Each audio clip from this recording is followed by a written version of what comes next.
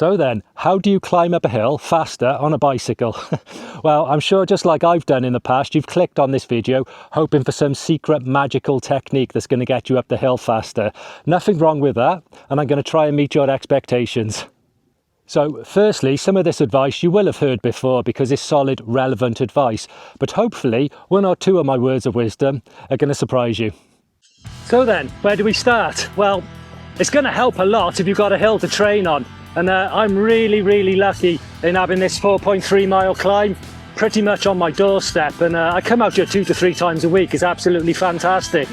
But failing that, I'm afraid you're just going to have to use a turbo trainer, guys. But no, not me, I'm coming out here. So the first tip then, and no prizes for guessing, is going to be pacing. We can't mention climbing tips without mentioning pacing. Pacing is everything. Even when I'm doing a max effort up a climb, I have to balance it out a little bit. I can't just go 100%. I have to back it off so it's sustainable and I can make it to the top of the climb. So to start with pacing then, take it nice and easy at the beginning of the climb, try and save your legs. And then as you get a little bit closer to the summit, you can start to give it a bit more welly and see how you get on with that. You can also use a heart rate monitor, and these are also useful to figure out how close you are to collapsing in a heap on the floor. So I think my next tip might surprise you a little bit, but I'm actually going to say stop and take a break. So for example, this was something that I did when I got back into running.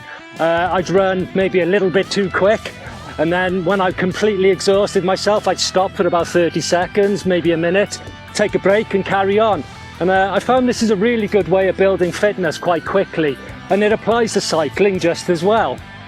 So yeah, I'm going to say stop and take a break, and eventually you'll get quicker, you'll get better, and you'll go further. But don't walk. Walking is forbidden. Never walk.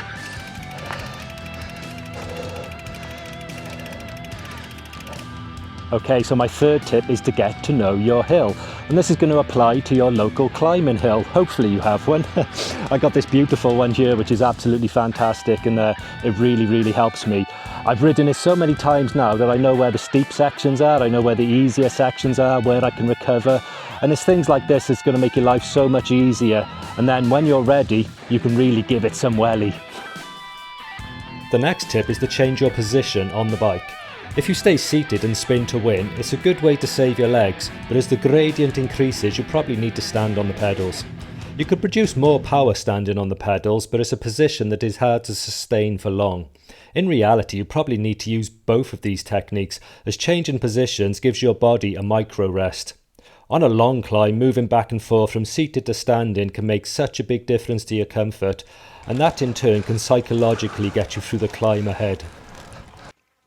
So the next tip then is to change your position and not the gears. And what I mean by this is as you're approaching a steeper section of the climb, rather than changing into an easier gear, you actually just stand up on the pedals. And if you find the right climb, you can actually do this all the way to the summit, just like this climb here at Monte Niedu. It's a really good technique, and it gives your body a little bit of a break, which is something that I find useful.